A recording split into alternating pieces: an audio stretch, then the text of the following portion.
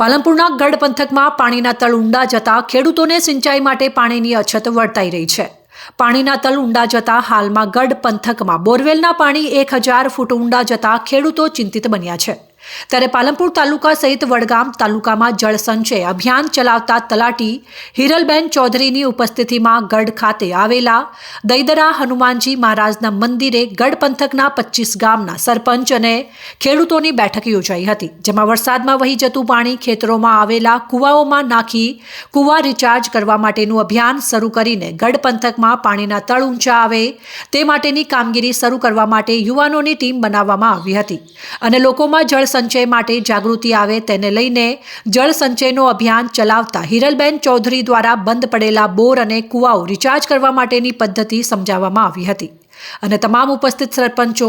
અને ખેડૂતોને આ અભિયાન વધુમાં વધુ ચલાવી અને ગઢ વિસ્તારમાં ગામોમાં જે પાણીના તળ ઊંડા ગયા છે તે ઊંચા આવે અને ખેડૂતોને સિંચાઈમાં મોટો ફાયદો થાય તે માટે વધુમાં વધુ કુવા અને બંધ પડેલા બોર રિચાર્જ કરવામાં આવે તેવી અપીલ કરવામાં આવી હતી।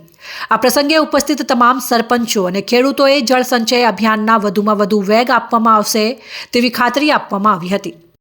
જે ખરેખર કરવા જેવું કામ હતું જળ સંચયનું એની આજે ગઢ ગામથી શરૂઆત થઈ છે અને ટાકરવાડા ગામના તલાટી મેડમ એ સાથ સહકાર આપ્યો, અમને માર્ગદર્શન આપ્યું અને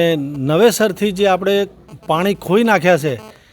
એ પાછા લાવવાની શરૂઆત ગામ લોકોએ સહકાર આપવાની ખાતરી આપી છે અને અમે પૂરી તાકાતથી આ કામ કરવા માટે પ્રતિબદ્ધ છીએ।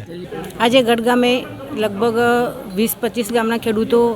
સરપંચશ્રી હાજર રહ્યા અને એમાં ગઢ ગામમાં ટીમ બનાવી, એવા દરેક ગામની અંદર ટીમ બનાવી અને જળ સંચય માટે કે જે કુવા બોર રિચાર્જ જે વરસાદી પાણી જે વહી જાય એનો કઈ રીતે ભૂગર્ભની અંદર ઉતારી અને એનો સંગ્રહ કરવો, કઈ રીતે પાણીના તળ ઉપર આવે એની માટે કાર્ય કરવું એવી એક માહિતી આપી અને ગામ લોકોનો પણ સારો પ્રતિસાદ રહ્યો કે ભાઈ જે ગામની અંદર સારી એવી ટીમ બનાવી અને આ કામની શરૂઆત થાય એવી દરેક ગામની અંદર શરૂઆત થાય